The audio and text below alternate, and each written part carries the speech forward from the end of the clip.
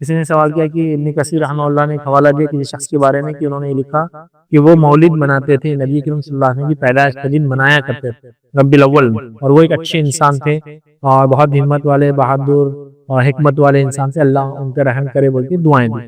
ٹھیک ہے، تو لہٰذا یہ لوگ حوالے دیتے ہیں کہ ایسا کیا جانا چاہیے. سب سے پہلی چیز تو میں یہ حوالے کو نہیں جانتا، اس لیے میں حوالے پہ کچھ نہیں کہوں گا، لیکن میں یہ بات بتاؤں آپ کو کہ البدایہ والنہایہ یہ تاریخ کی کتاب ہے. البدایہ والنہایہ ابتدا سے لے کر آخر تک، ٹھیک ہے، وہ لکھی. تو یہ البدایہ والنہایہ نہ عقیدے کی کتاب ہے، البدایہ والنہایہ نہ یہ کوئی حدیث کی کتاب ہے، یہ مسلمانوں کی تاریخ کی کتاب ہے. اب تاریخ کی کتاب ہے، مسلمانوں نے کیا کیا کیا وہ تو لکھنا ہے. یہ صاحب تھے، انہوں نے یہ کیا، تاریخ میں آتا یہ شرابی تھے، تاریخ میں لکھا فلاں، تو آپ کیا حوالہ دیں گے انہوں شرابی تھے، اتنے اچھے بادشاہ تھے تو لہٰذا شراب حلال. تاریخ میں آتا ہے کہ انہوں اچھے بادشاہ تھے، اچھے انسان تھے اور انہوں نے مولد بنایا تو لہٰذا ہم بنا لیں. یہ کوئی کیا ریفرنس ہے؟ کیا یہ ریفرنس نہیں ہوتا. علامہ ابن کثیر ایک انسان کے بارے میں لکھ رہے تو یہ ریفرنس کیسے بن سکتا ہے کہ ہم بھی وہ کریں؟ نہ وہ یہ کہہ رہے کہ حدیث ہے، نہ وہ کہہ رہے قرآن ہے، نہ وہ کہہ رہے کہ سلف صالحین کا طریقہ تھا جس کو ان صحاب نے مانا تو آپ بھی لہٰذا اس پہ عمل کرو. کہیں بھی کوٹ نہیں کیا. اب آئیے مولد کے تعلق سے تھوڑی سی کچھ باتیں رکھ دیتا ہوں. اس کو بھی آپ جو ہے نا آنکھیں کھول کر سنیں، کان کھول کر سنیں اور چشمے اتار دے تعصب کے، تو انشاءاللہ بات سمجھ آئیں گے. تو نہیں سمجھ لوگ کہتے ہیں مولد منانا، نبی اکرم صلی اللہ علیہ وسلم کی سالگرہ منانا، اور کیا بولیں گے اس سے ہٹ کر جو ہے بہت سارے الفاظ بہرحال ہوتے ہیں، وہ الفاظ الگ الگ زبانوں میں ادا ہوتے ہیں. یہ منانا کیا شریعتاً درست ہوگا اور کیا یہ رسول اللہ صلی اللہ علیہ وسلم محبت کی علامت ہے؟ تھوڑا سا انالائز کرتے ہیں، بہت زیادہ ڈیٹیل میں نہیں جاتے ہیں. نبی اکرم صلی اللہ علیہ وسلم سے سب سے زیادہ محبت کرنے والے لوگ کون ہیں یا کون تھے؟ میرے سے سب سے زیادہ محبت میرے بیٹے کریں گے، ان کے بیٹے کریں گے اور ان کے بیٹے کریں گے. کوئی بولیں گے آپ کے بچے آپ سب سے زیادہ محبت کریں گے، پوتے اور پڑ پوتے پتہ نہیں جانیں گے نہیں جانیں گے، دادا کی عزت کریں گے بھی نہیں کریں گے. بیٹھنا چاہیے. میرے دوست میرے سے سب سے زیادہ محبت کریں گے، ان کے دوست مجھ سے کیوں کریں گے؟ وہ اس کے بعد کی جنریشن. تو نبی سے سب سے زیادہ محبت کون لوگ کرتے ہیں دنیا میں؟ یہ کس نے کی؟ صحابہ. کیسی محبت کی؟ سبحان اللہ، ایسی محبت کی، ایسی محبت کی، ایسی محبت کی کہ کسی کو پھانسی کے تختے پہ لے جا کے کہا جا رہا ہے اگر تو یہ سوچ لے کہ محمد کو ایک کانٹا چبھ جائے تو آزاد کر دیں گے، تو وہ کہتا ہے نہیں مجھے مرنا پسند ہے، پھانسی پسند ہے. لیکن محمد صلی اللہ علیہ وسلم کو ایک کانٹا چبھے یہ تو نہیں جاننے والا، یہ اپنے کو پسند. ایسی محبت، ایسی محبت تھی کہ تیل کا الاؤ لگا دیا جا رہا، تیل ابل رہا ہے اور کہا جا رہا اگر محمد کے ایمان چھوڑتے ہو تو بچ جاؤں گے ورنہ تیل میں ڈبا دیے جاؤں گا. وہ کہتا پھینک دو تیل میں، مجھے پرواہ نہیں. لیکن محمد صلی اللہ علیہ وسلم ایمان نہیں چھوڑتا. کسی کی محبت کی عالم یہ کہ 12 صحابہ ہے جنگ احد کے اندر، جس میں سے 6 انصاری شہید ہو جاتے ہیں. صرف نبی اکرم صلی اللہ علیہ وسلم کو تیر آکے نہ لگے، کوئی بھالا اور نیزہ نہ لگے، 6 کے 6 کھڑے ہو جاتے ہیں، ڈٹ کر لڑتے ہیں. 12 ہوتے ہیں، 6 انتقال کر شہید ہو جاتے ہیں، 6 کے 6 انصاری تھے اور باقی 6 مہاجر تھے، بچ جاتے ہیں، کھڑے ہو جاتے ہیں. عورتوں کی محبت کا یہ حال ہے کہ خواتین بھی اس میں شامل ہوتی ہیں، خواتین بھی اس میں شامل ہوتی ہے. اور جنگ احد کے اندر ہی ایک خاتون صحابیہ نبی اکرم صلی اللہ علیہ وسلم کی ڈیفنس کے لیے کھڑی ہوتی ہے. ان 12 میں سے ایک خاتون بھی تھی اور وہ کھڑی ہوتی ہے اور آپ صلی اللہ علیہ وسلم فرماتے ہیں حدیث میں نے جہاں چہرہ پلٹا کے دیکھا یہ میرے سامنے حفاظت کے لیے کھڑی تھی. اور اس جنگ میں ان کا ایک ہاتھ پیرالائز ہو گیا، شہید ہو گیا، مطلب کام کرنا چھوڑ دیا، مطلب ایک ہاتھ نہیں تھا ان کا اور ایک ہاتھ خراب ہو گیا. صحابیہ تھی لیکن، اور 12 زخم کھائے انہوں نے سینے کے اوپر اسی اس کے اندر، وہ بھی کھڑی. تو ایسی محبت کہ جان دینے عورتیں بھی کھڑی، باخانے لوگ جان دینے صحابہ بھی کھڑے. سمجھ رہا؟ یہ حالت تھی ان کی محبت، یہ حالت کہ نبی کو کانٹا چبھ جائے اس سے بہتر اپنی موت سمجھتے تھے. یہ ان کی محبت تھی کہ نہیں میں برداشت نہیں کر سکتا میرے نبی کو تکلیف.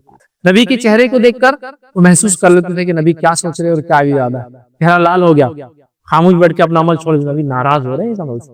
اتنا وہ بھاپتے اور بہت شدید محبت کرتے، اتنی محبت کرتے تھے کہ نبی کو دن رات دیکھے بغیر ان کو سکون اور چین نہیں آتا. ایک صحابی انصاری ہے، وہ کہتے ہیں ایک بار رنجیدہ صورت، غمزدہ صورت لے کر آئے. کہا کہ تم غمزدہ کیوں ہو؟ تو کہا یہ غم مجھے ستا رہا ہے. تو کہا کیا غم ہے؟ مال دولت روپیہ پیسہ یہی سوچیں گے نا میں اور آپ. وہ کہہ رہے نہیں مجھے غم یہ ہے کہ دنیا میں آپ کے چہرے مبارک دیکھے بغیر ہم کو چین ہی نہیں آتا. لیکن مجھے غم کیا ستا رہا معلوم؟ انتقال کے بعد جب میں مرنے کا اٹھوں گا تو میرا حساب تو صحابہ میں ہوں گا اور آپ تو نبیوں میں نہیں، تو وہاں چونکہ آپ کے چہرے مبارک کو میں نہیں دیکھ پاؤں گا، وہ غم مجھے دنیا میں رنجیدہ کر دیا ہے. غمزدہ. آپ سن خاموش رہے، کیا بولیں گے؟ پھر سورہ نساء کی آیت نمبر 69 نازل 69 وَمَن يُطِعِ اللَّهَ وَرَسُولَهُ فَأُولَٰئِكَ مَعَ الَّذِينَ أَنْعَمَ اللَّهُ، وہ لوگ جو اللہ کے رسول کی اطاعت کریں گے وہ ہوں گے اس روز ان لوگوں کے ساتھ جن پر اللہ کا انعام من النبیین، انبیاء والصدیقین، شہیدوں کے ساتھ، والشہداء والصالحین وحسن اولئک. اور کیا ہی بہترین ساتھ تھا کہ نبی اکرم صلی اللہ علیہ وسلم فرمایا والمرء مع من احب، انسان اس کے ساتھ جس سے محبت کرتا ہے۔ انس بن مالک رضی اللہ عنہ فرماتے ہیں اس حدیث کو سننے زیادہ کسی حدیث کو سن کر صحابہ کو خوشی ہوئی۔ انسان اس سے جس سے محبت کرتا ہے وہ سمجھ گئے کہ ہم اللہ کے رسول سے محبت کرتے ہیں، ہم ان کے ساتھ ہیں۔ اور انس بن مالک رضی اللہ عنہ تو یہ کہا کرتے ہیں انشاءاللہ روز قیامت میں اللہ کے رسول صلی اللہ علیہ وسلم، ابوبکر صدیق اور عمر بن خطاب کے ساتھ رہوں کیونکہ میں ان سے محبت کرتا ہوں۔ یہ ان کی محبت کا عالم تھا۔ ایک نوجوان صحابی آئے، نبی اکرم صلی اللہ علیہ وسلم فرمایا انگوٹھی پہنے تھے سونے کی، کہا کہ تو چاہتا ہے روزے قیامت تو جہنم کا انگارہ ہاتھ میں پہنایا جائے؟ تو کہا نہیں تو اتار کے پھینک دے، اتار کے پھینک دی سونے پھینک۔ دوسرے صحابہ آئے، کہا تیرے گھر میں عورتیں ہیں نا ان کو دے دے، تو کہا اللہ کے رسول صلی اللہ علیہ وسلم نے مجھے پھینک دے کہا، یہ کہا تھا گھر کی عورتوں کو دے، اللہ کی قسم انگوٹھی کو تو نہیں اٹھاؤں گا، نہیں اٹھا۔ رسول اللہ صلی اللہ علیہ وسلم بول سکتے تھے نا تیری گھر کی عورت کو دے، آپ پھینک دے، اللہ کی قسم نہیں اٹھاؤں گا، پھینک کر چلے گئے۔ ایک صحابی تھے آپ کے دوست تھے دور جالت، ایک مرتبہ اللہ کے رسول ان کے بارے میں فرماتے، ان کے غائبانہ فرماتے، کیا بول رہے ہیں؟ زمان اچھا انسان ہوتا اگر وہ صرف 2 کام کر لیتا۔ کیا کر لیتا؟ اس کے بال بہت زیادہ لمبے، بہت لمبے تھے ان کے بال، بہت ہی لمبے، بال کاٹ لیتا اور پیجامہ ٹخنوں سے نیچے پہنتا، اوپر کر لیتا۔ کسی نے جا کر اللہ کے رسول زمان تمہارے بارے میں کیا کر رہے تھے؟ 2 کام کر لیے، تم اچھے انسان ہیں کیا؟ تو کہا بال کاٹ لے اور ٹخنے سے پیجامہ، کہا ابھی کرتا ہوں، قینچی منگائی بال بھی کاٹ لے، پیجامہ اونچا کر لیا۔ آپ کو یہ بات سمجھ میں نہیں آئیں گی کہ جماعت کا یہ عمل بال کاٹنا، کسی فیشنیبل آدمی سے پوچھو اس کے فیشن چینج کرنے کو بولے، وہ بولتا ابھی تو نہیں بھیا، ابھی تو نہیں، اتنے مشکل سے فیشن کیا بال اتنے بڑا، تم بولے کاٹ دو، کسی کی محبت میں نہیں کرتے ایسا نہیں۔ اور کپڑا اونچا کر لو نبی کی محبت میں، جو آج نبی کی محبت کے دعوے کرتے نا کئی لوگ، ان کو میں کہتا ہوں پیچا اونچا کرو نا اپنا، نہیں ہوتا۔ اپنے فیشن کو چینج کرنا مومن جماعت ایک سیکنڈ میں اپنے فیشن کو تبدیل کرتے۔ نبی کی بات آتی بال چھوٹے ہوتے کاش، پیچا اونچا ہوتا، ابھی بس، سمجھا؟ تو یہ صحابہ کی محبت کس سے؟ نبی سے۔ اب ان کو زیادہ خوشی میں نبی کی پیدائش کی، میرے کو آپ کو ہونا نیچرلی، آپ نے خود بولے کہ ان کو ہونا چاہیے۔ تو چلو آؤ ان کی زندگی کو دیکھتے ہیں۔ دیکھیں رسول اللہ صلی اللہ علیہ وسلم نے نہ پہلے 40 سال اپنی سالگرہ منائی، نہ بعد کے 23 سال منائی، نہ پہلے 40 سال منگے جب نبی نہیں تھے، نہ بعد کے 23 سال جب نبی بنے تب بھی نہیں منائے۔ ہاں ایک شکرانے کے طور پر کیونکہ آپ پیدا ہوئے تھے، آپ ایک کام کرتے تھے جو کہ کوئی کرنا چاہے تو کرے۔ نبی اکرم صلی اللہ علیہ وسلم فرماتے میں پیر اور جمعرات کو روزہ رکھتا ہوں، اس لیے کہ پیر کو میں پیدا ہوا تھا اور پیر کے دن نام اعمال پیش کی جاتے ہیں اور جمعرات کو نام اعمال پیش کی جاتے ہیں۔ مطلب پیر اور جمعرات کو نام اعمال پیش کیا جاتا ہے، حدیث ہم نے دیکھی نا، کینہ رکھنے والوں کے نام اعمال قبول نہیں ہوتے۔ قاسم بات ہے میں پیر کا روزہ رکھتا ہوں کیونکہ پیر کو نام اعمال پہنچتی ہے اور میں اس دن پیدا ہوا۔ تو کوئی بول سکتا نبی نے تو پیدائش کے دن منائی، ہاں تو آپ نے روزہ رکھا اور ایک دن نہیں رکھا، پورے سال پیر کا روزہ رکھا۔ اگر کوئی بولے بھی تو پورے سال رکھا، ایک دن نہیں رکھا۔ اچھا تو نبی اکرم صلی اللہ علیہ وسلم کبھی نہیں منایا۔ آپ کی زندگی ختم ہوئی، اس کے بعد دنیا سے آپ چلے گئے۔ اس کے بعد ابوبکر صدیق کتنا محبت کرتے تھے رسول اللہ صلی اللہ علیہ وسلم سے، کتنا کرتے تھے۔ ایک تو دوست، سب سے عزیز جگری دوست، دوسرا داماد بیٹی دیے۔ ان کی حکومت 2 سال چلی خلاف، 2 سال میں کبھی مولد منائے ہوں۔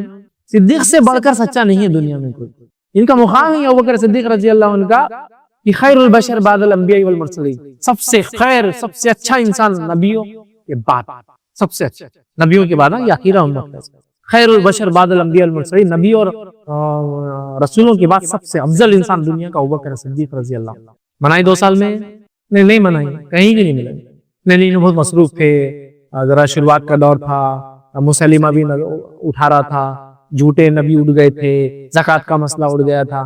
ٹھیک آگے بڑھ، میں نہیں سمجھتا ایک صحابی کو نبی سے محبت اور کوئی چیز محبت کی علامت اور وہ نہ کرے، وہ تو جان دے دیں گے محبت، اور ٹھیک مان لو۔ دوسرے خلیفہ عمر بن خطاب رضی اللہ عنہ کتنے دن خلیفہ رہے؟ 10 سال۔ 10 سال میں عمر بن خطاب رضی اللہ عنہ نے، جو کہ سسر بھی ہیں، رشتے میں سسر بھی اور بہت جان نثار ساتھیوں میں سے، آپ جب سے ایمان اللہ کب سے لے کر کبھی نبی کا ساتھ نہیں چھوڑا پوری زندگی۔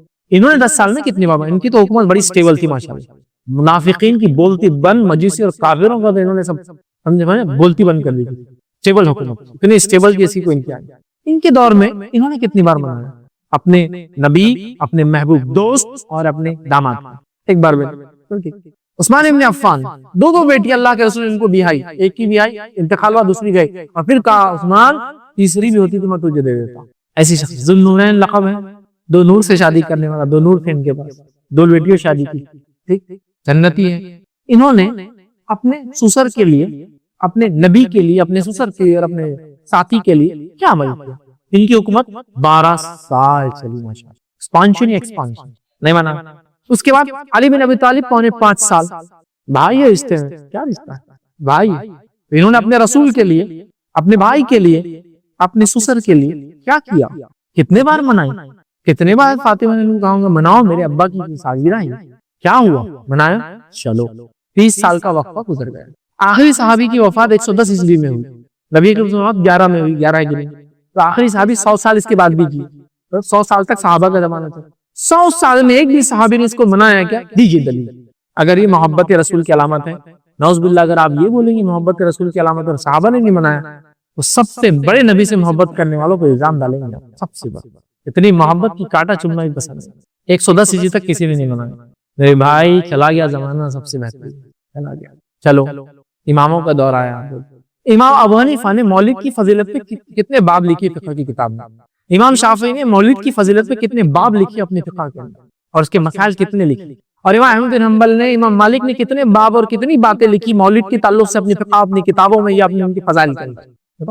یہ زمانہ بھی چلا گیا۔ تابعین میں سے کس نے منایا؟ بڑے بڑے تابعین میں سفیان ثوری ہے، سعید بن مسیب ہے، بڑے بڑے تابعین، کس تابعین نے منایا؟ کس تابعین نے منایا؟ کس امام نے منایا؟ پھر تم کیسے اس کو محبت کی علامت بول سکتے ہو؟ تعصب میں مت سنو میری بات، تھوڑی عقل لگاؤ اور سوچ کے ساتھ وہ کرو کہ کہیں نہ کہیں گڑبڑ کر رہے ہیں، یہ درست نہیں ہے، نبی اکرم صلی اللہ علیہ وسلم نے منایا۔ اب واقعات لائے جاتے ہیں بے بنیاد، بے بنیاد، کہ ایک خواب جو عباس رضی اللہ عنہ نے دیکھا، بخاری میں یہ واقعہ ہے، یہ حدیث نہیں ہے لیکن واقعہ ہے، امام بخاری نے واقعات بھی نقل کیا۔ کیا واقعہ ہے؟ عباس رضی اللہ عنہ نے خواب دیکھا، اور خواب میں اپنے بھائی کو دیکھا، اس کو دیکھا ابو لہب کو دیکھا، تو خواب میں پوچھا ابو لہب کیسی گزر رہی ہے، کیا ہوا تیرا؟ تو کہا چھوٹ نہیں ملی، رفاقہ نہیں ملا، بہت تکلیف، بہت تکلیف، بس ایک دن ڈھیل لے دی جاتی ہے تھوڑی سی، یا واقعی میں الفاظ ہے 2 انگلیوں کے بیچ میں سے تھوڑا پانی نکل جاتا ہے میرے پیر پہ، واقعہ ہی، ہاں بھائی، تو یہ ڈھیل دی جاتی ہے۔ تو کہا کیوں یہ ڈھیل دی جاتی ہے؟ تو کہا محمد کی پیدائش میں نے صوبیہ کو آزاد کیا تھا، اس کی لونڈی تھی، اس نے خوشی میں محمد صلی اللہ علیہ وسلم اپنے بھتیجا ہوا ایک لونڈی کو آزاد کیا، تو کہا اس وجہ سے مجھے پیر کے دن تھوڑی ڈھیل مل جاتی ہے، سمجھا بات؟ لیکن میرے بھائی یہ نبی کا خواب نہیں، اور عباس رضی اللہ عنہ نے کفر کی حالت میں یہ خواب دیکھا تھا، جب وہ ایمان والے بھی نہیں تھے، ایک صحابی جو بعد میں بنے لیکن جب خواب دیکھے تھے ایمان والے نہیں تھے، کفر کی حالت میں خواب دیکھا تھا اپنے کافر بھائی کا نتیجہ۔ تو اب سمجھ نہیں امت کو، خوشی سے جھوم اٹھ رہی مت، واہ واہ واہ، جب ابو لہب کو فائدہ ہو سکتا تو مجھے کیوں نہیں ہوگا؟ میرے بھائی ابو لہب کے جیسے ہی فائدہ اٹھانا چاہتے ہو، ایک دن تھوڑے دن کا رفاقہ، سوچو ابو لہب کو ایک دن تھوڑا سا رفاقہ ملتا، حدیث نہیں ہے، بخاری کا واقعہ ہے، اور وہ بھی عباس رضی اللہ عنہ کفر کی حالت میں دیکھ رہے اپنے کافر بھائی کا نتیجہ، دلیل نہیں ہے شریعت میں، اور وہ روایت بھی یاد رکھیے سندن صحیح ثابت نہیں ہے، مطلب اس کے اندر بیچ میں تابعی سے روایت سیدھا جو ہے ابن عباس سے روایت ایک تبع تابعی کرتے، تابعی غائب ہے، مطلب روایتوں کے اعتبار سے روایت صحیح نہیں ہے، سمجھ رہے آپ؟ پہلی بات یہ حدیث نہیں ہے، روایتوں کے اعتبار سے واقعی کی روایت بھی صحیح نہیں ہے، کیونکہ اس کے اندر تبع تابعی روایت کرتے ایک صحابی تھے ابن عباس سے، لیکن بیچ میں کوئی تابعی نہیں ہے، روایت کے اعتبار سے درست کہاں سے لائیے گا؟ اگر یہی تھی دلیل تو پھر یہ صحابہ خلفائے راشدین نے کیوں نہیں منایا؟ میرے بھائیوں سمجھو، اب پھر کیا کریں؟ نبی کی پیدائش پہ کیا خوشی نہیں ہے؟ امام احمد بن حنبل رحمہ اللہ سوال ہوا کیا نبی کی پیدائش پہ آپ کو خوشی ہے؟ وہ کہا بالکل ہے، کیوں نہیں ہے خوشی؟ کس انسان کو خوشی نہیں ہوگی اس کے نبی کی پیدائش پر؟ سب کو ہم کو خوشی، لیکن مسئلہ یہ نبی کب پیدا ہوئے معلوم نہیں ہم، ہاں ربی الاول میں اتنا معلوم، 8 ربی الاول، 9 ربی الاول، 10 ربی الاول اور 12 ربی الاول، یہ قول ربی الاول کی، اس کے علاوہ رمضان اور اس کے علاوہ ایک قول جو ہے سفر کے مہینے کے تعلق سے ہے، تو وہ نبی کی پیدائش کے تعلق سے 7 قول ہے، 8 ربی الاول، 9، 10، 11، 12 رمضان اور سفر، ربی الاول ہوئی نہیں، رمضان میں سفر میں، یہ کیوں اختلاف ہے اتنا؟ اس لیے کہ نبی اکرم صلی اللہ علیہ وسلم جب پیدا ہوئے اس زمانے میں ہاسپٹلز وغیرہ نہیں تھے، برتھ سرٹیفکیٹ وغیرہ بنتے نہیں تھے، اور کوئی نہیں جانتا تھا کہ اتنی بڑی شخصیت پیدا ہو، اندراج نہیں ہوتے تھے نا اس زمانے میں، بہت سے لوگوں کو آج بھی دیکھیا کسی سے پوچھے آپ کی دادی سے کب پیدا ہوئے تھے، وہ تو نہیں معلوم کب پیدا ہوئی، لیکن تمہارے ابا جب پیدا ہوئے تھے، ابا کی شادی کے ٹائم میری عمر شاید 17-18 سال تھی، تو اب یہ ابا کی 40 سال، میری 17، تو میں 68 سال، یس ایگزیکٹ نہیں معلوم، لکھتے نہیں تھا، ہوتا نہیں تھا، یا کبھی کوئی مشہور واقعہ ہو جاتا تو لوگ یاد رہتے، ہاں یہ اس دن ہوتے نا مشہور واقعہ، تو پتا نہیں تھا، لیکن آپ کو پتا ہے ایک بات، آپ کا انتقال کب ہوا؟ سب کو پتا چکے اب آپ رسول تھے، لاکھوں آپ کے ماننے والے صحابہ تھے، دن اور رات تھے کہ گھڑی کو مانیٹر کرتے تھے، گھومتے پھرتے اور دیکھتے تھے کیا کر رہا ہمارا نبی۔ آپ کی وفات ہوئی 12 ربیع الاول، آپ پیدا ہوئے پیر کو، وفات کر گئے پیر کو، طے تاریخ ایک نہیں، دن ایک خالی، 12 ربیع الاول کو وفات ہوئی۔ اب بولو آپ 12 کو کیا منا رہے ہیں؟ 12 بھی ایک خول ہے پیدائش کا، اب ایک آدمی کی پیدائش جس دن، وفات بھی اس دن، کیا منا رہے ہیں؟ کیا منا رہے ہیں؟ فوراً بولتے نہیں غم صرف 3 دن ہے، بولے اب تو بہت دن ہو گئے نا، لیکن 10 محرم کی بات میں بولوں تو غم صرف 3 دن ہے، ابھی تک کیسا منا رہے؟ تو جب غم لاگو ہو جاتا، صدیوں 1400 سال پرانا غم، اور یہاں غم صرف 3 دن ہے بولے تو خوشی سبقت لے جاتی ہے غم پر۔ واہ واہ، عجیب بات۔ اچھا مناتے بھی کیا تھے آج سے کچھ سالوں پہلے تک؟ دل پہ ہاتھ رکھ کے بولو، میلاد النبی 12 ربیع الاول 12، ارے واہ، آپ کے والد اگر 12 کو انتقال کریں، 12 وفات، بلکہ ڈھول تاشے میلے ٹھیلے نئے کپڑے چونگے کھانے ملیدے میٹھے، آپ کو برا لگے گا اچھا لگے گا؟ سوچو مسلمان، خود سوچو، 12 وفات بول کے مناتے تھے آج، اب ربیع الاول اور مولد بول رہے تھے کہ اب سمجھ میں آ گیا وفات بولے تو موت کو بولتے، انتقال کو بولتے، جینے کو پیدائش کو نہیں بولتے۔ سوچو تم نے کیا منایا اتنے سالوں، 12 وفات، وفات کا دن، اب میلاد چونکہ سمجھ میں آ گیا کہ خطرناک مانا ہے اس کا وفات کو، تب میلاد پہ آگے پیدائش، سبحان اللہ، سوچو سمجھو، ہاں میلاد سے عید میلاد ہوگی، اب تو مطلب ایک عید ایڈ ہوگی، سبحان اللہ۔ شریعت میں کسی کو اجازت نہیں ہے، پوری امت بھی اتفاق کر لے تو کوئی تیسری عید ایڈ نہیں ہو سکتی، عید 2 ہے، 2 ہی رہیں۔ تو سوچ کر کام کرو، یہ صحابہ نے نہیں کیا، تابعین نے نہیں کیا، تبع تابعین نے نہیں کیا، امام نے نہیں کیا، سلف صالحین نے نہیں کیا، تم کیوں کر رہے ہو؟ سوچو کیا نبی کی پیدائش کی خوشی نہیں؟ ہاں مجھے بہت خوشی منانے کا طریقہ وہی ہوگا جو نبی نے سمجھا، میں اپنے رنگ سے نہیں منا سکتا ہوں، لہٰذا نبی روزہ رکھتے تھے اس دن، پیر کو آپ پیدا ہوئے، نانے والے پیر کو پیچھے تھے، ٹھیک ہے، لیکن وہ پورا سال بھر رکھتے تھے آپ، ٹھیک ہے، کوئی ایک دن نہیں، لہٰذا شکرانے میں آپ کر سکتے، جب میں آج پیدا ہوا تو میں شکر ادا کروں، اللہ تو نے اتنی عمر دی اور آگے بھی حیات اچھی دے، صحت کے ساتھ دے، عمل کے ساتھ دے، زندگی دے، پھر راہ پہ عمل کرو، کوئی مسئلہ نہیں، شکر ادا کر سکتا ہے کہ انسان، اللہ نے زندگی دیا تھا یہ دے، اچھی کوئی مسئلہ نہیں۔ تو خوشی ایک الگ بات ہے، لیکن خوشی کو منانا نہیں، اجتماعیت نہیں، جلوس جلائس نہیں، اس کے فضائل نہیں بیان کر سکتا۔ اب جو لوگ نہیں کرے کیا بولتے، جب نبی پیدا ہوئے تو صرف شیطان نے بولے رویا تھا، اس نے نہیں منایا تھا، ساری دنیا خوش تھی بولے، لہٰذا آج بھی شیطان نہیں مناتے بولے، اور جو لوگ نبی سے محبت کرنے والے سب مناتے ہیں۔ اب سامنے سننے والے مجھے لگتا ہے کوئی علم کے بیچارے حامل نہیں ہوتے، وہ بھی نعرے لگاتے رہتے ہیں، بولتے واہ واہ واہ واہ واہ، کیا ہی یہ کوئی شعر شاعری کی مجلس ہے، دین کی بات ہو رہی ہے، تو واہ واہ کر یا نہ کر، دین میں جو ثابت ہے وہ ثابت ہے، پھر واہ واہ سے کوئی نئی چیز ایڈ نہیں ہو سکتی، اس کے عقل کے جس کو ہوش پکڑنے کی ضرورت ہے، چیزوں کو سمجھ کر عمل کرنے کی ضرورت ہے۔ اللہ رب العزت ہم تمام کو توفیق عطا فرمائے۔ تو لہٰذا آپ نے جو سوال کیا اس میں وہ تاریخ لکھ رہے ہیں، لیکن اس سے کوئی دلیل ثابت نہیں ہوتی ہے۔ کبھی کبھار اپنے لیے دعاؤں کی شکل میں بد دعائیں مانگتا ہے، دعائیں نہیں ہوتی، بد دعائیں مانگتا ہے، وہ قسم سے اللہ اس کو نہ قبول کر کے رحم کرتا ہے ہم پر۔ مجھے علم نہیں کسی چیز کا، میں دعا کر رہا ہوں اللہ یہ چیز ہی مجھے چاہیے، دعا یوں کرنا چاہیے اللہ اس میں خیر ہو تو مجھے دے، نہیں یہ چیز ہی مجھے چاہیے، اللہ نے کہا ٹھیک ہے لے لے، آپ نے وہ چیز لی، اس کے بعد اس کا بھاؤ ختم ہو گیا، وہ چیز بیکار ہو گئی، وہ تو ناقص تھی، اس سے فلاں مسائل تھے، آپ کہیں گے میں نے کیا کر دیا، خیر کی نہیں کیا آپ نے، بس اپیل تھی کہ وہی چاہیے، دے دیا اللہ، خیر کی نہیں مانگی آپ نے، سمجھ رہے؟ تو کبھی کبھار دعاؤں کی شکل میں بد دعائیں مانگتے اللہ سے، سمجھے؟ تو اللہ سے دعا کرنے کا حکم ہے، اس چیز کو سمجھے دعا کیا ہے، یہ بڑی اہم چیز ہے، اور 3 میں سے کوئی ایک شکل میں انشاءاللہ العزیز ہماری دعا قبول ہوتی ہے، اور آخرت میں اگر اس کا بدلہ ملے تو انسان کہیں گا دنیا میں کاش قبول نہ ہوتی تو بڑا اچھا ہو جاتا، اس لیے آخرت میں بہت کثیر اس کا بدلہ ملے گا، ٹھیک ہے؟ اسی طرح اب جو میں نے کہا دعائیں قبول ہونے کی 3 صورتیں ہیں، اس میں سے جو 3 صورتیں ہیں اس میں سے جو ایک صورت اللہ ہو دعا کو قبول کرتا ہے، اس جو سٹیپ جو پہلا قبول جو اللہ ہو کرتا ہے، اس کے پھر 2 طریقے اللہ کے قبول کرنے کے، اللہ ہر دعا قبول کرتا ہے، دعائیں 3 شکل میں قبول ہوتی ہیں، ہو آخرت میں بدلہ اس کے برابر مصیبت ڈالتا ہے۔ تو جو پہلی شکل اللہ قبول کرتا ہے، اس قبول کرنے کی پھر 2 شکلیں ہیں، اس قبول کرنے کی 2 شکلیں، وہ کیا ہے؟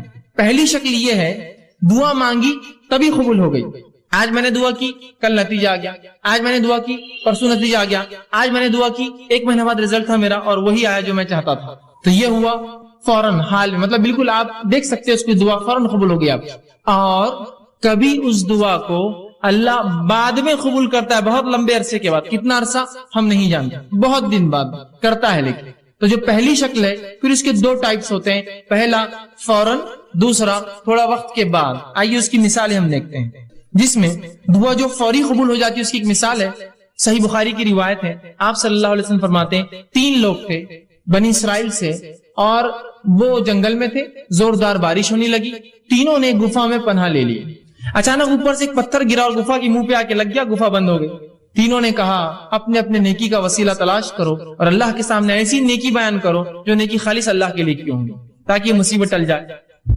پہلے نے کہا اللہ میں نے اپنے والدین کے لیے جو ہے بکریاں چرا کر آیا تھا، والدین سو گئے، میں روز پہلے ان کو دودھ پلاتا، اس دن میرے والدین سو گئے تھے، بچے حالانکہ میرے بھوک سے تڑپ رہے تھے، میں نے پھر بھی بچوں کو جو ہے دودھ نہیں دیا، پہلے والدین کے اٹھنے کا انتظار کیا، انہوں نے پیا، پھر میں نے بچوں کو دیا، یہ میں نے تیرے لیے کیا تھا، اگر تجھے یہ چیز پسند ہے تو جو ہے اس کو جو ہے تھوڑا اس مصیبت کو ہٹا دے۔ پتھر تھوڑا کھسک گیا، روشنی اندر آنے لگی، فوراً اثر ہوا دعا کا، فوراً انسٹنٹ دعا ہوئی، اثر ہوا، پتھر تھوڑا کھسک گیا۔ پھر دوسرے شخص نے دعا کی، اور تیسرا بہرحال تفصیلی ہے واقعہ بہت لمبا، تینوں نے دعا کی، ایک کی دعا پہ تھوڑا کھلا روشنی، دوسرے کی دعا پہ اتنا کھلا کہ باہر دیکھ سکتے لیکن نکل نہیں سکتے، تیسرے کی دعا پہ وہ رول کر کے بازو ہٹ گیا اور تینوں باہر نکل گئے، جبھی اللہ نے جواب دیا ان کی دعا کا۔ یہ ایک شکل ہے۔ اب دوسری شکل جو اللہ بعد میں جواب دیتا ہے، جو بعید ہوتا ہے، عرصے بعد دیتا ہے، تو آئیے اس کی مثال قرآن نے دی۔ ابراہیم علیہ الصلوۃ والسلام نے اللہ سے دعا کی، سورہ بقرہ سورہ نمبر 2 آیت نمبر 129 اور فرمایا ربنا وابعث فیہم رسولا منہم یتلو علیہم آیاتک ویعلمہم الکتاب والحکمت ویزکیہم۔ اے اللہ ان لوگوں میں سے انہی میں سے ایک رسول پیدا کر۔ اے اللہ ان لوگوں میں سے، یہ دعا کب کیا آپ نے معلوم آپ کو؟ جب اسماعیل علیہ السلام اور حاجرہ علیہ السلام کو لا کر مکے میں چھوڑ دیا، مکے میں چھوڑنے کے بعد جب آئے تو ایک دعا کر رہے ہیں، کیا دعا کر رہے ہیں؟ اے اللہ میری اس اولاد سے، اسماعیل سے، اس کی نسل سے، ان لوگوں میں سے جو ہے اللہ فرمائے ربنا وابعث فیہم رسولا منہم، انہی کے اندر سے ایک رسول انہی میں سے بھیج، یتلو علیہم آیاتک، جو تیری آیتیں پڑھ پڑھ کر انہیں سنائے، ویعلمہم الکتاب، اور تیری کتاب کا علم انہیں دے، والحکمہ، اور ان کو نبوی علم حدیث کا علم حکمت عطا فرمائے، ویزکیہم، اور ان کی نفسوں گناہوں سے پاک کرے۔ اور یہ دعا کا نتیجہ کون تھے معلوم آپ کو؟ یہ دعا کب قبول ہوئی؟ نبی اکرم صلی اللہ علیہ وسلم اس دعا کا نتیجہ تھے۔ آپ نے حدیث میں اس کی تفسیر کی اور فرمایا، آپ نے فرمایا میں اپنے باپ ابراہیم کی دعا کا نتیجہ ہوں۔ کتنے ہزار سال پہلے کی تھی ابراہیم علیہ السلام نے دعا؟ قبول کب ہوئی؟ وہ انہی میں سے رسول آیا، آخری نبی عرب تھے، اسماعیل علیہ السلام کی نسل سے، لیکن ہزاروں سال بعد دعائیں رائے گاہ نہیں جاتی ہے، اثر لاتی ہی اثر ہو فوراً یا بعد میں، اور بعد کی فوراً کی مثال میں رکھ دی، بعد کی مثال بھی رکھ دی آپ کے سامنے۔ تو اللہ کے رسول ابراہیم علیہ السلام کی دعا قبول ہوئی، ہر دعا قبول ہوتی، میری آپ کی بھی ہوتی ہے، لیکن فوراً نہیں ہوئی، کئی ہزار سال بعد اسی نسل میں اسماعیل علیہ السلام سے ایک نبی آئے۔ دعائیں خوب دیجیے، خوب دعائیں دیجیے، یہ دعائیں پتہ نہیں کب اثر لائیں، کتنے نسل بعد لائیں گی۔ ابراہیم علیہ السلام کی دعا ہزاروں سال بعد رنگ لائی، 3000 3,500 4,000 سال بعد دعائیں کرنا چاہیے، اس کے بڑے فضائل یاد رکھیے۔ تو 3 شکلوں میں سے پہلی شکل کی 2 قسمیں ہیں کہ فوراً اور دیر سے، لیکن یاد رکھیے اللہ رب العزت دعا قبول کرتا ہی ہے، دعا کبھی رائے گاہ نہیں جاتی۔ کبھی اپنی دعاؤں سے مایوس مت ہوئیے کہ میں نے دعا کی اور قبول نہ ہوئی۔ اسی طرح جو شخص جو ہے حاجت طلبی کے جو ہے ذریعہ دعاؤں کو سمجھتا ہے، اور جب حاجت اس کی پوری ہوگی سمجھتا ہے دعا غنیمت ہے، وہ شخص ایسا سوچ کر جو ہے بہت بڑی غلط فہمی کرتا ہے، اور اس کی وجہ سے بہت سارے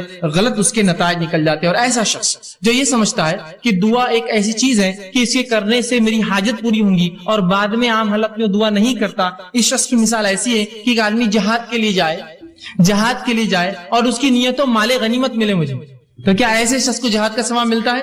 جو جہاد کی نیت جائے اور یہ سوچے مال غنیمت کے لیے جائیں گے اپنے جہاد میں، چلو بہت پیسہ ملتا ہے جتنے بعد فلاں ہوتا، اور وہ شخص جو دعا کو عبادت سمجھ کے کرتا ہے، اس کی مثال ایسی ہے، وہ مجاہد جو میدان جہاد میں جاتا ہے، وہ سوچتا ہے یا تو پھر اللہ فتح دیں گا، یا تو جو ہے شہید ہو جائیں گے، جیت گئے تو مال غنیمت بھی شاید مل جائے گا۔ اس کی نیت اصل نہیں ہے، اس کا اصل مقصد عبادت ہے، وہ جہاد، اس کے اندر اس کو کیا ذیلی فائدے ملیں گے اس کے لیے وہ اہم نہیں ہے۔ تو ہم بھی جب دعا کر رہے ہیں تو ایسا نہ ہو کہ ہم صرف اس کے مقصد کے لیے کہ بس اللہ میرا مصیبت حل کر دے، بس دعا کر رہے اس کی بات نہیں، بلکہ دعا مستقل عبادت ہے، چاہے فائدہ ہو چاہے فائدہ نہ ہو۔ جیسے وہ مجاہد جو جہاد میں جا رہا ہے سوچ رہا مال غنیمت ملے تو میں جاؤں گا، تو اس کا جہاد فائدہ کا نہیں۔ وہ مجاہد جو سوچ رہا ہے مال غنیمت نہ ملے، فتح ملیں گی، فتح نہ ملے تو کم از کم شہید تو ہو جائیں گے، فائدہ تو ہر طرف، سمجھ رہے؟ تو دعا کو بھی آپ مخصوص نہ کر دے، مصیبت میں تو دعا کرو، دعا تو مصیبت، تنگ دستی، خوشحالی، فراوانی، اور ہر اعتبار سے صحت مندی میں اور بیماری میں اور ہر حالت سے امن میں اور خوف میں، ہر جگہ جو ہمیں جو ہے دعا کرنی چاہیے۔ اسی طرح دعا ایک بہترین ہدیہ ہے، یاد رکھیے دعا ایک بہترین تحفہ ہے جو ایک دوسرے کو ہم دے سکتے ہیں. لیکن ہمارے پاس ایک غلط فہمی. کیا غلط فہمی ہے؟ دعا صرف بوڑھے لوگ دیتے. تو اگر میں آپ سے کہوں اللہ آپ کو جو اچھا رکھے, اور کتنے بڈھے ہو گئے فیض بھائی, اللہ آپ کو اچھا رکھے, ارے فیض بھائی آپ اتنے بڈھے نہیں نا, دعائیں دے رہے ابھی سے. تو ہم یہ سمجھتے ہیں دعا صرف بوڑھے لوگ دے سکتے ہیں, اور الحمدللہ اس امت میں سب جوان مرتے ہیں, بوڑھا کوئی ہوتا ہی نہیں ہے نا. دیکھیے کہاں کوئی بوڑھا ہوتا ہے. انسان کی 60 سال 70 سال زندگی گزرے لیکن کالا کر کے گھوم رہا ہے, ٹی شرٹ صاف ٹی شرٹ اور اپنا دکھاتے ہوئے بالکل کالے بال ہے, بتانا چاہ رہا ہے ابھی تو میں جوان ہوں بھائی, کہاں میرے چکر میں جا رہے تھے. جوان بوڑھا مت سمجھو مجھے, بچے ہیں میرے بڑے لیکن پھر بھی میں جوان ہوں, ہے نا. تو بوڑھے کہاں ہوتے ہیں؟ اور دعا چونکہ بوڑھے لوگ دیتے ہیں تو ہمارے پاس تو کوئی بوڑھا ہوتا ہی نہیں ہے نا. اور مرد تو بھی ایک دوسرے کو دعا دیتے ہیں, عورتیں تو کبھی دعا دیتی ہی نہیں ایک دوسرے کو. فرض سلام کا جواب دینے بھی کتراتی ہے, تو دعائیں تو دور کی بات ہوتی ہے نا. اگر کوئی ایک خاتون کو دوسری خاتون کر دے السلام علیکم, بولتی ہے تم نے ہم کو سلام کیے, بولتی ہوں کیوں پہچانتے ہم کو نہیں, ادھر لینے آنے والے کے بعد میں نہیں, ایسا بھی نہیں. اچھا بچوں کے پورے رشتے ہو گئے ہمارے, بیٹا ضرورت نہیں تمہارے سلام کی ہم کو. اس کے پیچھے مقصد دیں گے کس لیے دعا, کہے کے لیے سلام. سلام دعا نہیں کیوں دے رہے تم, اتنی کنجوسی ہو گئی ہے نا. اور عورتیں بھی بوڑھی نہیں ہوتی, اس لیے کوئی ہوتا نا, پہلے ایک زمانہ تھا دعائیں دیتے تھے, عورتیں کثرت سے دعائیں دیتے, آج کوئی نہیں تھا, اس لیے کہ دعائیں بوڑھے لوگ دیتے, اور اس امت میں ماشاءاللہ سب جوان مرتے, بوڑھا کوئی ہوتا نہیں ہے, لہٰذا دعا کی ضرورت نہیں. دعا دیجئے, کثرت سے ایک دوسرے کو دعا دیجئے. دعا ہدیہ ہے ایک دوسرے کو جو ہم دیتے, تحفہ ہے, کچھ نہیں دے سکتے, دعا تو دے سکتے ہیں نا. دوسرے ہدیوں کو پیسہ لگتا ہے, جیب خرچ ہوتا ہے, کچھ مت کیجئے, دعائیں تو دیجئے اچھی اچھی. میں ہرگز یہ کہنا نہیں چاہ رہا تحفے دیجیے مت, صرف دعائیں دیجیے, لیکن دعائیں دیجیے لوگوں کو. یہ بہترین ہدیہ ہے. نبی اکرم صلی اللہ علیہ وسلم جب صحابہ کچھ اچھا کام کرتے اسلام کے لیے اور دین کے لیے, شریعت کے لیے, دعائیں کا تحفہ دیتے. چونکہ آپ کے پاس مال و دولت کہاں تھی اتنی, جو آتی خرچ کر دیتے, دعائیں دیتے فوراً. عثمان ابن عفان رضی اللہ عنہ نے جنگ تبوک میں خوب مال خرچ کیا, اللہ کے رسول نے خوب دعائیں دی ان کو, خوب دعائیں دی. ہدیہ ہے, دیجیے دعائیں دوسرے کو, سلام کی شکل میں, سلام سے ہٹ کی مصیبتوں کی دور کرنے کی شکل میں, یا مختلف دعائیں جو آپ کو لگے اس کی پریشانی میرے بھائی میری بہن کی, میرے دوست کی, میرے رشتے دار کی, خوب دعائیں دیجیے ایک دوسرے کو. اور یہ دعاؤں کا چلن بالخصوص ہم دیکھتے ہیں ہند پاک میں بر صغیر میں بہت کم ہے, چونکہ ہمارا تصور کچھ اور ہی ہے. ایک غلط فہمی کی بنیاد پر ہم دعا نہیں دیتے, کیوں تو میری دعا کہاں اللہ سنتا, میری کہاں قبول ہونے والی, دعاؤں کا معاملہ نہیں. لیکن آپ جائیں گے اگر اہل عرب کو آپ دیکھیں گے تو ماشاءاللہ ان میں آج بھی دعاؤں کا بڑا سلسلہ ہوتا ہے. کوئی بھی عرب سے آپ ملیے اتنی دعائیں دیں گے آپ کو, کیسے ہے, گھر کے حال کیا ہے, اللہ اچھا رکھے, اللہ برکت دے, اللہ تیرے مال میں برکت دے, بچوں میں برکت دے, خوب چلتی. اس کی 5 منٹ دعائیں چلتے رہتی ہیں. پھر جاتے وقت 5 منٹ دعائیں, 2 منٹ کی اصل بات تھی, میں کام سے آیا تھا, 5 منٹ دعائیں پہلے, 5 منٹ بعد دعائیں چلتے رہتی ہے. اس کی جانے جانے دعا کرتے رہیں گا اس کو, اللہ اچھا رکھے, فی امان اللہ, دعائیں کرتے رہیں گے. دعاؤں کو رکھیے, اس کو چلن معمول بنا دیجیے, اپنی زبانوں کو تر رکھیے دعاؤں سے ایک دوسرے کے لیے. کچھ نہیں تو کم از کم لفظی تو کنجوسی مت کیجیے. ایک دوسرے کو خالی دعائیں دینے میں کیا جاتا ہے, دعا خوب یاد کیجیے, ایک دوسرے کو خوب دعائیں دیجیے. عربی نہیں آتی ہے ٹھیک, کوئی مسئلہ نہیں, اردو میں بولیے, کوئی عربی میں ہی کرنا شرط نہیں ہے. دعا جو سنت سے ثابت دعائیں اس کو عربی میں ہی کرنا, اس کا اصل ثواب تو تبھی ہے. لیکن نہ یاد ہو تو کم از کم اردو میں تو بول سکتے ہیں نا, اللہ اچھا رکھے, خوش رکھے, برکت دے, یہ تو اتنا تو بول سکتے ہیں نا. نہیں دعا دینے میں بہت شرم آتی, کیوں گالیں دینے میں شرم نہیں آتی تم کو کبھی؟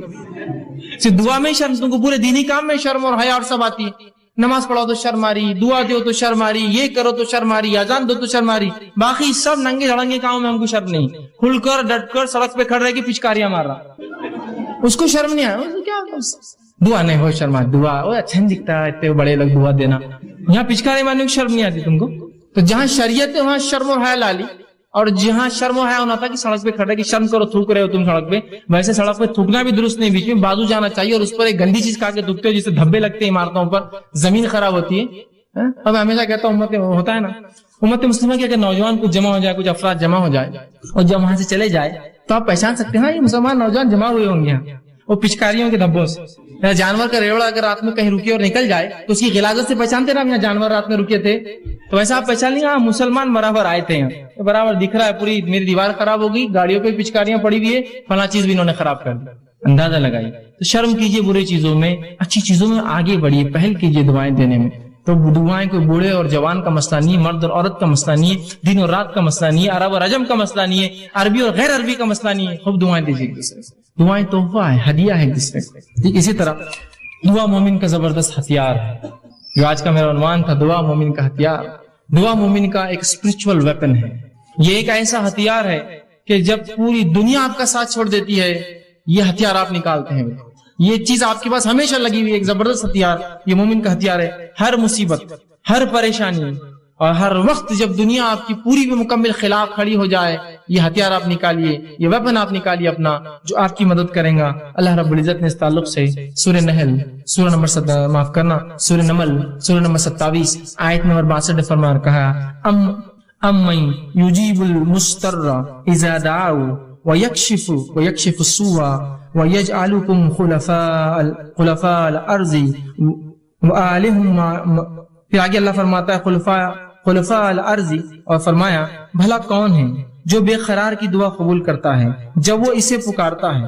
کیا فرمایا اللہ نے؟ بھلا وہ کون ہے جو بے قرار کی دعائیں، جب انسان پریشان تنگ دست مصیبت زدہ ہوتا ہے تو کون ہے اس بے قرار انسان کی دعائیں سنتا ہے؟ تو دعا میرا اور آپ کا ہتھیار ہے، اور ایک ایسا زبردست ہتھیار کہ جو آپ ہر وقت استعمال کر سکتے، اور مصیبت میں یہ ہتھیار تو بالکل آپ کا سب سے بالکل آخری ساتھی یسوع کہتے ہیں یہ آپ کے ساتھ ہوتا ہے، اور اللہ ہر کسی کی دعائیں سنتا ہے، جس کے تعلق سے اگر آپ واقعہ دیکھیں تو اللہ رب العزت نے یونس علیہ السلام کا واقعہ آتا ہے کہ یونس علیہ السلام سے ایک قطع ہوئی۔ قطع یہ ہوئی کہ آپ نے جب اللہ نے اس بستی پر عذاب لانے کا سوچا تو آپ نے سوچا اب دعوت پہنچا کے کیا فائدہ، نکل جاتا ہوں بستی سے۔ نکل کر چلے گئے، جب کشتی میں سوار ہو کے شہر سے جا رہے تھے، ہوا یوں کہ لوگوں نے کہا کہ ایک طوفان آ رہا ہے اور طوفان سے بچنے کے لیے کشتی کو ہلکا کرنا پڑے گا، خرہ ڈالیں گے، لوٹ ڈالیں گے، جس کا نام آیا اس کو کشتی سے باہر پھینک دیا جائے گا۔ خرہ ڈالا گیا، یونس علیہ السلام کا نام نکلا، یونس علیہ السلام کا نام نکلا، لوگوں نے اٹھا کشتی سے پھینک دیا۔ جو ہی آپ کشتی سے گرے ایک بڑی مچھلی نکل کر آئی اور یونس علیہ السلام کو نگل لیا، نگل کے سمندر کے اندھیروں میں چلے گئی، وہ لے کر گہرائیوں میں چلے گئی یونس علیہ السلام کو لے کر۔ آپ تنہا ہے، مچھلی کے پیٹ میں ہے، مذاق نہیں ہے، تنہا ہے، مچھلی کے پیٹ میں ہے، بڑی مچھلی ہوں گی بہت بڑی، اور مچھلیاں بہت بڑی ہوتی ہیں، مچھلی کے پیٹ میں ہے، کوئی سننے والا نہیں ہے، کوئی دیکھنے والا نہیں ہے۔ اس اندھیرے سے یونس نے آواز دی اپنے رب کو اور کہا، اللہ پر رب العزت نے اس بات کو اپنی کتاب میں سورہ انبیاء سورہ نمبر 21 آیت میں 87 اور 88 فرما کہا، فنادى في ظلمات ان لا الہ الا انت سبحانک انی کنت من الظالمین۔ یونس نے اس اندھیرے سے اپنے رب کو آواز دی ظلمات سے کہ لا الہ الا انت سبحانک، اے اللہ تیرے علاوہ کوئی ذات نہیں ہے، عبادت کے لائق تیرے علاوہ کوئی الہ نہیں ہے، انی کنت من الظالمین، میں گناہگار تھا۔ تو اللہ رب العزت نے یونس کی اس ظلمات سے آواز کو سنا اور نکال دیا یونس کو ظلمات سے باہر۔ تو اللہ رب العزت سب کی سنتا ہے، مانگنا تو آئے۔ یونس علیہ السلام نے اس گہرائی سے، سمندر کے اس گہرائی اور ظلمات سے آواز دی اپنے رب کو، اللہ نے فرمایا فنادى في ظلمات ان لا الہ الا انت سبحانک انی کنت من الظالمین۔ اس نے آواز دی اور اس اندھیرے سے کہا، اے اللہ تیرے علاوہ کوئی الہ نہیں، تیرے علاوہ لائق معبود کوئی عبادت کے لائق نہیں، سبحانہ کا تیری ذات پاک ہے، انی کنت من الظالمین، وہ میں تھا جس نے اپنے نفس پہ خطا کی، وہ میں تھا جس نے ظلم کیا اور تیرے حکم کی خلاف ورزی کی۔ اللہ رب العزت نے سنی اور کہا فاستجبنا لہ، اور تیرے رب نے اس کی دعا کو وہاں سنا، اس اندھیرے میں جب کوئی نہیں تھا، سمندر کی گہرائی میں سنا، فاستجبنا لہ ونجیناہ من الغم، اور اس کو اس کے غم سے نکال دیا، وکذالک ننجی المؤمنین، ہم ایسی نجات دیتے اپنے ایمان والے بندوں کو۔ سمجھ رہے ہیں بات؟ ابراہیم علیہ السلام لا اولاد نہیں ہے آپ کو، نہ لڑکا ہے نہ لڑکی ہے، سوچتے ہی مشن کون لے کے چلیں گا میرے بعد، کوئی لڑکا اور میرا جو مشن لے کر چلے۔ اللہ سے دعا کی، اللہ نے قبول کی۔ انبیاء علیہ السلام آہ بکا کر رہے ہیں، گڑ گڑا رہے ہیں، دعائیں مانگ رہے ہیں، پھر کیوں اس امت کو شرم آتی ہے رب سے دعا مانگنے کے لیے؟ ابراہیم علیہ السلام نے دعا کی، ایوب علیہ السلام نے دعا کی اپنی بیماری کے لیے، اسی طرح جو ہے زکریا علیہ السلام نے اپنی اولاد کے لیے دعا کی، جو یحییٰ علیہ السلام کی آپ کو خوشخبری دی گئی۔ یوسف علیہ السلام نے جب اس بری عورت نے جو آپ پہ قصد کیا کہ آپ کے ساتھ بدکاری کرے تو دعا کی، اللہ مجھے وہ جیل زیادہ بہتر ہے بنسبت اس عمل کے۔ اللہ نے دعا قبول کی اور جیل میں ڈال دیا، اس لیے کہ ورنہ وہ زنا کرنے کے اوپر تلی تھی، آپ نے کہا وہ جیل بہتر ہے اس زنا سے، اللہ نے جو آپ کو بچا لیا اور جیل میں ڈال دیا۔ اندازہ لگائیے ان لوگوں نے اللہ سے دعا کی۔ بس یہ ہے کہ ہمیں جو اللہ رب العزت سے مانگنا تو آئے۔ ایک واقعہ سناتا ہوں، اللہ کیسے سنتا ہے لوگوں کی، اور لوگوں کی کیوں میں کہوں، اللہ رب العزت تو جانوروں کی بھی سنتا ہے، یاد رکھیے۔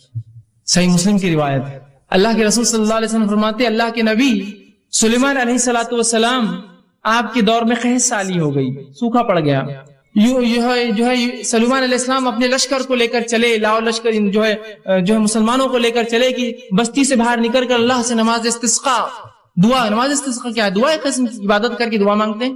نماز استسقاء کے لیے نکلے، جب نکل کر چلے اپنے جو ہے بستی سے اور ایک جگہ سے گزرے جہاں چونٹیاں تھی، جب وہاں سے نکلے آگے چلے تو کہا اب جانے کی ضرورت نہیں ہے، ہمیں واپس جانا ہے۔ تو لوگوں نے کہا اے یونس، معاف کرنا، اے سلیمان، تم ہمیں نماز استسقاء کے لیے لے کر چلے تھے, کیا بات ہے, کیوں آپ تم کہہ رہے ہو؟ تو کہا جب ہم وہاں سے چلے تھے ایک چونٹی الٹی اپنے پیٹھ کے بل لیٹی اور اس نے اپنے پورے پیر آسمان کی طرف کیے اور اللہ سے دعا کی, بارش کی, اللہ نے اس کی دعا سن لی, اب ہمیں نماز استسقاء کی ضرورت نہیں ہے. اس لیے کہ جو ہے سلیمان علیہ السلام جانوروں کی بات سمجھتے تھے, تو کہا اللہ نے اس کی دعا قبول کر لی, تو اللہ تو چونٹیوں کی قبول کرتا ہے, پھر تمہاری اور میری مومنوں کی کیوں نہیں سنیں گا؟ وہ چونٹی کو اللہ کی ولی نہیں تھی اور کوئی بزرگ نہیں تھی, جانور ہے وہ, اللہ اس کی بھی سنتا ہے. بس مانگنا تو ہے اپنے رب سے, رب سننے کے لیے ہی تو بیٹھا ہے اوپر, ورنہ اللہ نہ سنیں گا تو کس سے مانگیں گے بندے؟ بتاؤ مجھے. اگر وہ ذاتی سننا بند کر دے جو سننے والی اور سمیع ہے, تو میں کس سے پھر دعائیں مانگوں؟ اور جب لوگوں نے یہ سوچا کہ وہ ذات سنتی نہیں ہے, تو پھر لگے انسانوں کے در پہ مانگنے کے لیے. آج جو سب سے افضل دعا, افضل عبادت دعائیں ہیں, کہاں مسلمان مانگتے ہیں, کن کن دروں پر مانگ رہے اللہ کو چھوڑ کر؟ ذرا غور کیجیے. یہ غلط فہمی ہے, اس کی بنیاد ہے کہ اللہ سنتا نہیں, ہماری سنتا نہیں, گنہگاروں کی سنتا نہیں, وہ تو صرف بزرگوں کی ولیوں کی سنتا ہے, اور ایسے فالتو قسم کے عقیدے. اور ان عقیدے کو میں فالتو لفظ کہنا بھی بہت فالتو سمجھتا ہوں, فالتو بولنا چاہیے ایسے عقیدوں کو. جن عقیدوں کا نہ سر ہے نہ کوئی ٹانگ ہے شریعت کے اندر. جس شریعت نے آپ کو سب کو اختیار دیا دعائیں کرنے کا, پتہ نہیں کس نے اس شریعت سے اس کے دعاؤں کا اختیار چھین کے کہا یہ تو ریزرویشن ہے ہمارے لیے, ہم کر سکتے ہیں دعا تمہارے لیے, ہم سے مانگو تو ہم پھر تم کو دیتے ہیں. ابھی اللہ تک کہاں جاتے ہو, ہم تک تو آ جاؤ, پھر اللہ تک جانا دعائیں مانگنے. اس قسم کی باتیں کہہ کر مجھے اور آپ کو ایک افضل عبادت سے آج کاٹ کر رکھ دیا. اسی طرح جو ہے دعا کے بارے میں جو غلط فہمی ایک بہت بڑی وہ یہ ہے, لوگوں میں جو پائی جاتی ہے وہ یہ ہے, اللہ صرف نیکوکاروں کی سنتا ہے, گناہگاروں کی نہیں سنتا ہے. اللہ صرف نیک لوگوں کی, بزرگوں کی, پیروں کی, فقیروں کی سنتا ہے, اور وہ جو ہے سب کی نہیں سنتا, گناہگاروں کی نہیں سنتا. اور ہم تو گناہگار ہیں, آپ تو گناہگار ہیں, ہم تھوڑی دعا کر سکتے اللہ سے.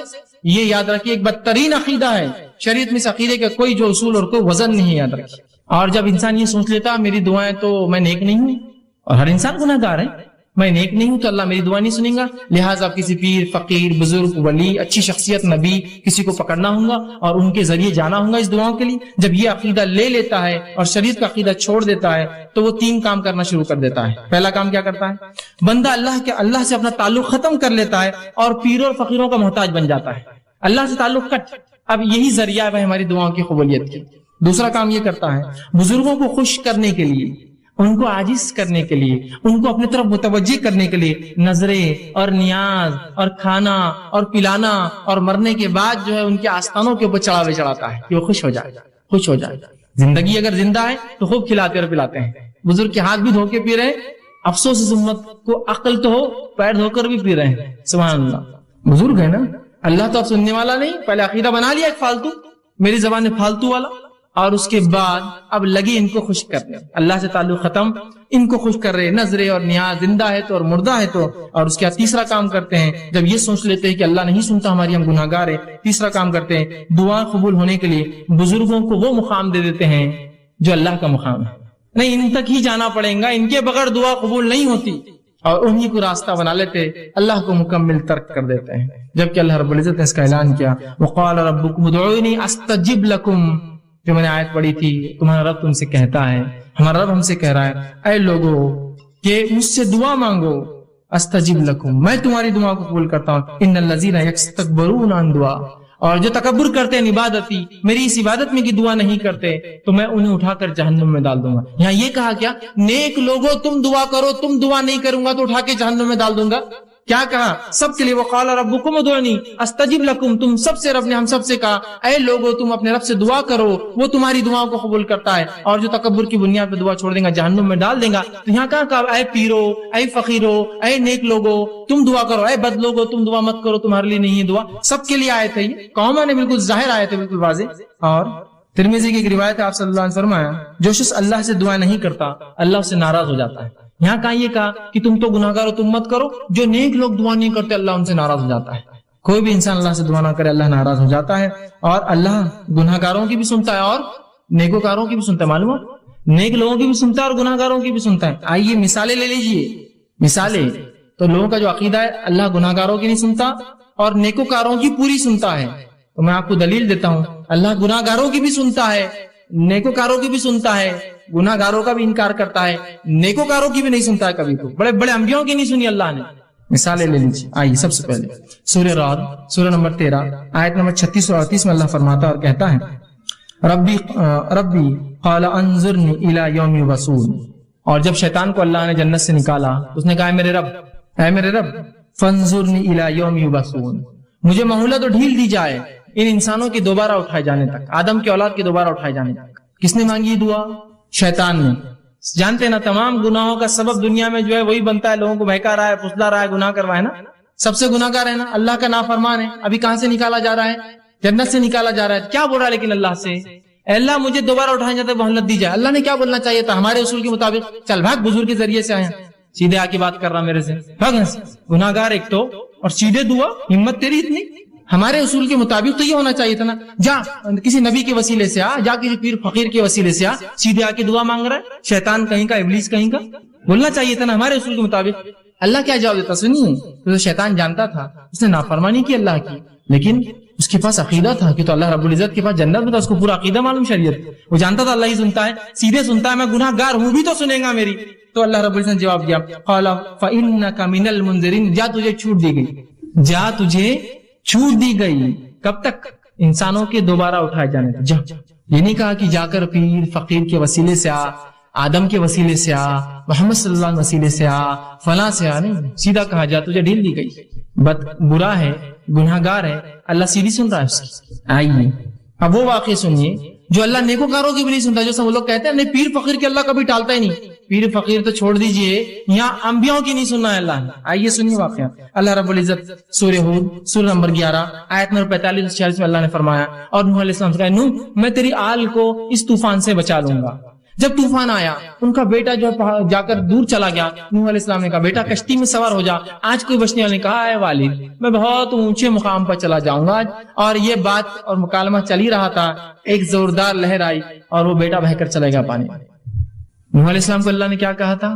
اے نوح جو ہے میں تیرے گھر والوں کی حفاظت کروں گا، اور یہاں بیٹا ڈوب گیا، بیٹا گھر سے ہوتا ہے نا کسی کے، اس کے گھر والا تھا، تو نوح علیہ السلام نے اللہ سے گزارش کی اور دعا کی اور فرمایا انی اعیذک ان تکون من الجاہلین۔ جب دعا کی اور کہا اللہ جو ہے میرے بیٹا تو میرے گھر والوں میں سے تھا، تو اللہ نے جواب دیا انی اعیذک ان تکون من الجاہلین، اے نوح میں تجھے نصیحت کرتا ہوں جاہل لوگوں کی جیسی باتیں نہ کرنا، اس لیے کہ تیرا بیٹا ایمان نہیں لایا لہذا تجھ سے نہیں ہے، وہ ایمان نہیں لایا۔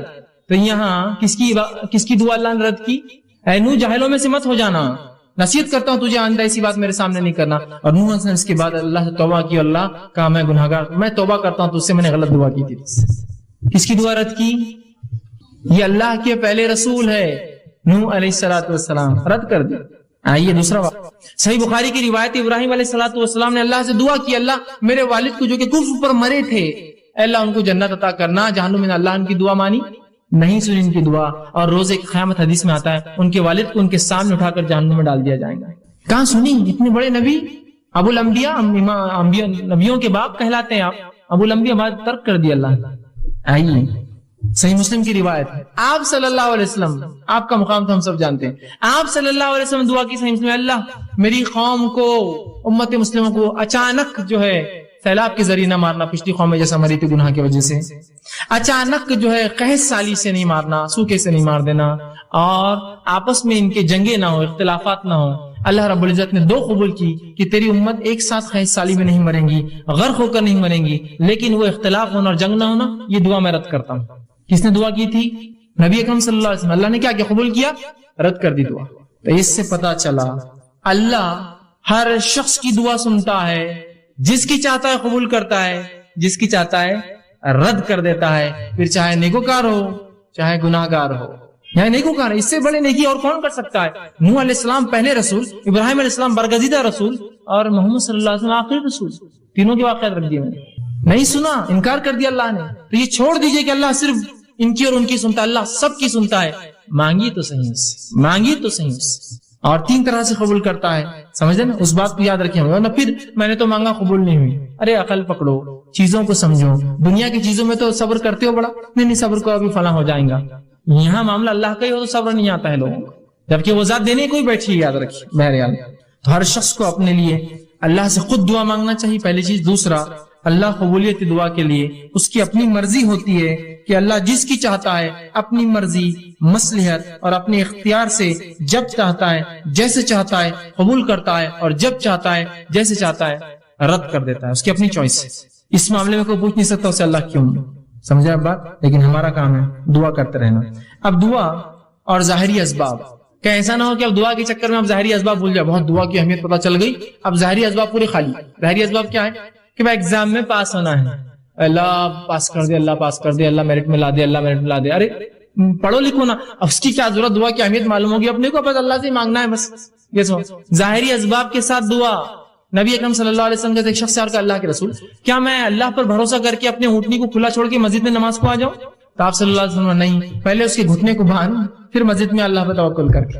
ظاہری اسباب بھی ضروری ہے کہ آپ کوشش کے ساتھ دعائیں۔ نبی اکرم صلی اللہ علیہ وسلم جو ہے آپ صلی اللہ علیہ وسلم کے تعلق سے آتا ہی جامع ترمذی کی روایت ہے، جو اونٹنی کا واقعہ میں نے آپ کو سنا ہے کہ باندھ اور اس کے بعد اللہ پر جو ہے توکل کر۔ اسی طرح آپ صلی اللہ علیہ وسلم جنگ بدر کا مشہور واقعہ ہے، جنگ بدر سے ایک رات پہلے نبی اکرم صلی اللہ علیہ وسلم بدر کے مقام پر پہنچے، اس پہاڑ کے پاس پہنچے، اس سے ادھر مسلمان ایک کنویں تھے وہاں کچھ، اور وہاں کھڑے تھے، اور 319 کی قریب تعداد میں جو مسلمان وہاں جمع تھے۔ اب یہ الگ بات ہے کہ مسلمان 313 مشہور ہے، 319 تھے اس صحابہ جو جمع ہوئے، 319 صحابہ وہاں جمع تھے، اور جب وہاں جمع تھے اس مقام پر ابوبکر صدیق رضی اللہ عنہ موجود تھے۔ راوی حدیث کہتے ہیں کہ آپ صلی اللہ علیہ وسلم نے بدر کی جب تیاریاں پوری کر لی، جو ظاہری اسباب تھے پورے تیار کر لی، اب اپنا اسپرچل ویپن ہتھیار اٹھایا، دعا، پورے اسباب پوری تیاریاں ہوگی، 319 کھڑے آ کر اپنی جان داؤ پہ لگا کر۔ اس کے بعد اس رات آپ کہتے ہیں آپ صلی اللہ علیہ وسلم اللہ سے قبلے جانب منہ کیا، آپ نے قبلے کی طرف رخ کیا۔ یہ دعاؤں کے آداب ہے، یاد رکھیے، کوئی ضروری نہیں لیکن ادب ہے اس کا۔ قبلے رخ منہ کیا اور اللہ کے رسول صلی اللہ علیہ وسلم آسمان کی طرف اپنے ہاتھ بہت بلند کیے، حتیٰ کہ آپ کے جو ہے بغل مبارک کی جو ہے سفیدی نظر آ رہی تھی، آپ گورے تھے، اندر سے سفیدی نظر آنے لگی، اور آپ نے جو لباس پہنا ہوا تھا وہ سائڈ سے سلاوا نہیں تھا، ایک چادر تھی جو سر سے ڈالی تھی، اس میں سوراخ کیا ہوا تھا، مطلب اتنا مال دولت نہیں تھی کہ سلا سکے۔ تو جب آپ نے ہاتھ اوپر کیے تو چادر دونوں طرف سے کھل گئی تھی، تو آپ کا پیٹ اور پیٹھ اور سب حصہ جو ہے جو کھلا تھا، اور بہت سخت سردی کی رات تھی۔ تو ابوبکر صدیق فرماتے ہیں کہ میں کبھی ایک طرف سے چپک جاتا جا کے جسم کو کہ آپ صلی اللہ علیہ وسلم اتنی گرمی مل جائے کہ میرے جسم سے، پھر کبھی یہ طرف سے آ کے چپک جاتا ہے کہ آپ کہیں سردی سے بیمار نہ ہو جائے، کچھ ہو نہ جائے آپ کو، اور کڑاکے کی سردی ہوتی ہے عرب علاقوں میں، یاد رکھیے۔ تو میں ادھر سے کبھی آتا ادھر سے آتا اور آپ کو پکڑتا، اور آپ سمجھے آسمان کی طرف ہاتھ اونچے کیے ہوئے تھے اور اللہ سے دعا کرتے، اللہ آج اگر یہ لشکر ہار گیا تو تیرا نام لینے والا دنیا میں اب اس کے بعد موجود کوئی نہیں رہے گا۔ اور میں یہ کہہ رہا تھا اللہ کے رسول بس اللہ نے آپ کی سن لی ہے، آپ بس کر دے، کہیں آپ کو کچھ ہو نہ جائے اتنی سردی میں۔ اور رسول ایسا رات بھر کھڑے رہے دعا میں، لیکن پہلے تیاری کر کے آئے تھے، یہ نہیں کہ صرف رات بھر مدینے میں کھڑے دعا کرتے اللہ دشمن کو ہلاک کر دے، برباد کر دے، ان کو فلاں کر دے۔ نکل کر آئے ہیں 319 اپنی جان لگا کر، اب دعا والا ہتھیار اٹھایا۔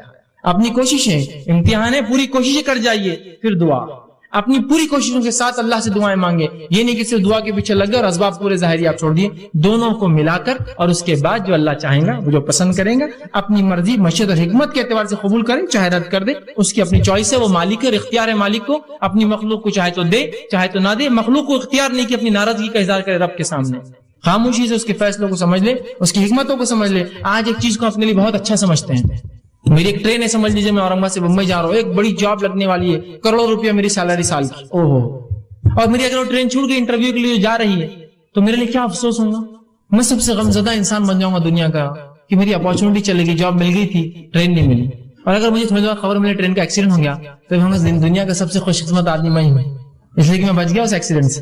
سمجھ رہے آپ، ایک پل پہلے تو سب سے ناراض آدمی تھا اور میں سب سے ناراض آدمی تھا، دوسرے پل سب سے خوش نصیب سمجھ رہا ہوں، کیوں؟ سمجھ رہے آپ، اللہ کی حکمت، اس کے پیچھے مصلحت نہ قبول کرنا آپ کے خیر کے لیے، وہ اس کا بدلہ ضرور قیامت کے دن ملے گا، بہرحال ٹھیک ہے۔ تو دعاؤں کے ظاہری اسباب بھی وہ کریں، اسی طرح خالی دعائیں نہیں چلیں گی، ظاہری اسباب کے ساتھ۔ اب جب دعاؤں کی بات آ رہی تو دعا صرف ان صحیح احادیث سے آپ کریں گے، وہ دعائیں کریں گے جو ثابت شدہ ہو۔ عام دعائیں تو اپنی زبان میں، اردو میں، مراٹھی میں، تیلگو میں، ملیالم میں، جو زبان آتی کر سکتے ہیں، لیکن جب آپ کو خاص دعائیں کرنا ہے نا، کچھ جو سنت سے ثابت ہوتی ہے، تو وہی دعائیں کریں گے جو صحیح حدیث ثابت ہے۔ ورنہ آج دعاؤں کے نام پر مسلمانوں کو کیا کچھ نہیں پڑھایا جا رہا ہے، آپ کو اس میں بتا بھی نہیں سکتا، کیا کچھ نہیں دعاؤں کے نام پر۔ درود کیا ہے؟ دعا ہے نا، رسول اکرم صلی اللہ علیہ وسلم درود دعا ہے۔ ایسے ایسی دعائیں ایجاد کر دی جو آپ نے کبھی زندگی میں بھی نہیں بتائے، جو آپ صلی اللہ علیہ وسلم دعائیں جو درود بتائے ہیں، کم و بیش 10-15 درود ہیں مختلف، الگ الگ، چھوٹے چھوٹے، اور سب سے بڑا کون سا معلوم ہے آپ کو؟ جو نماز میں ہم پڑھتے ہیں اللہم صلی علی محمد، وہ سب سے بڑا ہے، اتنے درود بتائے آپ نے بس۔